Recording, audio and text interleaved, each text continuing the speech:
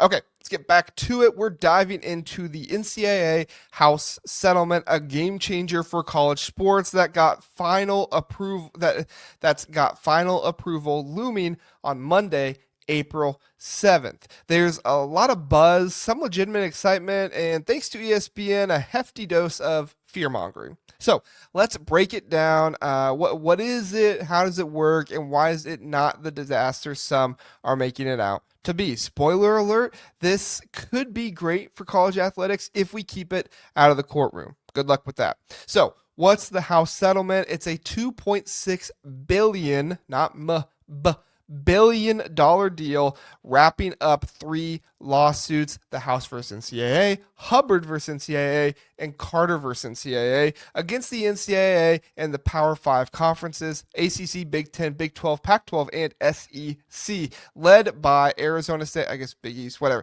led by Arizona State swimmer Grant House. It's about paying athletes for their name, image, and likeness rights they they couldn't cash in on before 2021, plus sharing broadcast revenue. Starting this fall, schools can opt into paying athletes directly up to $20.5 million per year, escalating 4% annually, based on 22% of average Power 5 media ticket and sponsorship revenue. Former athletes from 2016 onward get back pay, with 75% going to football, 20% to basketball, and 5% to other sports. Current players, they'll see cash beyond scholarships, potentially splitting half in athletic departments' revenue like the pros. How's it going to work? If Judge Claudia Wilkin gives the green light, the NCAA is rewriting its rulebook. A new committee's already on it, and LBI Software's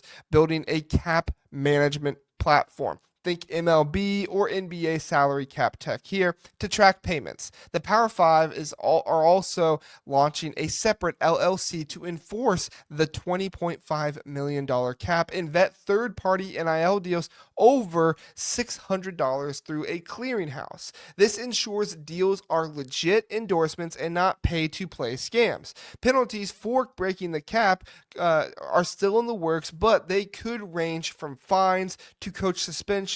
It's a big shift. Scholarship limits are out, replaced by roster caps with 105 for football and 34 for baseball. I believe it's 13, 15 for basketball, meaning more full rides but fewer walk-ons. Now, ESPN's Dan Wetzel and Pete Thamel are out here fear-mongering like crazy, saying this is a flawed system that'll turn college sports into a cheating free-for-all. They drag about Miami booster Nevin Shapiro's wild days, parties, bounties, $4 million in violations, and claim the new setup's unenforceable. Coaches like Rick Pitino and Bill Self chime in, doubting their fair market value can be pinned down. But sure, let's listen to the known cheaters and how the cheaters are going to operate. What do we want Sean Miller in here next? I mean, let's listen to the TV company that's profited on cheating for years in ESPN and preach to us about cheating. Am I crazy here? Like, there's a clear narrative here.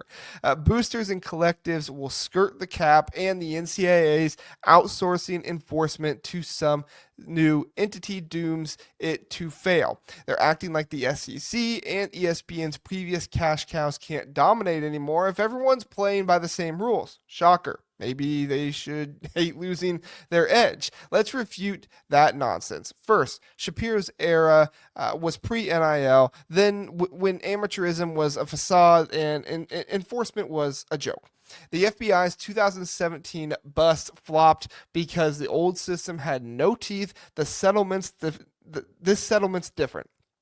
It's not the NCAA fumble enforcement. It's Power 5 led LLC with binding arbitration to speed up ruling and force compliance. The clearinghouse isn't guessing. It's using data from pro and college deals to set fair market values. Sure, cheats will try, but the system's got more tools, transparency, reporting, and real penalties than the NCAA ever had before, and more than the NCAA was ever willing to do before, too. ESPN's crying because its SEC pals can't overpay kids $2.5 million for a car ad anymore. Tough luck. Pros, athletes finally get paid six-figure checks for some ex-players, millions yearly for current ones. It's fair. Excuse me, it's fair, leveling the playing field so all schools have a number and goal to work towards and aren't crushed by unchecked booster cash. This is going to keep college athletics from becoming the MLB, where the Yankees and Dodgers outspend everybody and the Pirates can never get a consistent program. Roster caps boost scholarships, especially sports like baseball. The cons are Olympic sports might lose spots, right? And walk-ons are toast. Tough, but it's manageable if schools prioritize. Title IX is a wild card in this. Unequal payouts could spark lawsuits, but they're fixable with smart distribution. The real win, if this sticks, college sports grow sustainable, revenue shared, not hoarded. Overall, this is good for college athletics. It's not perfect, cheating's a risk, and court battles loom, but it's a massive step past amateurism's hypocrisy.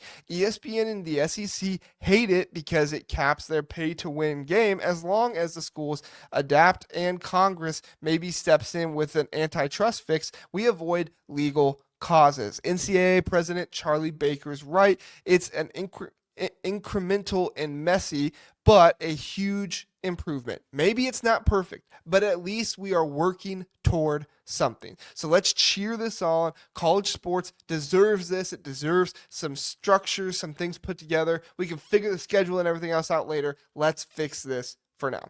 What do you think? Drop your takes below, and don't forget to like and subscribe for more.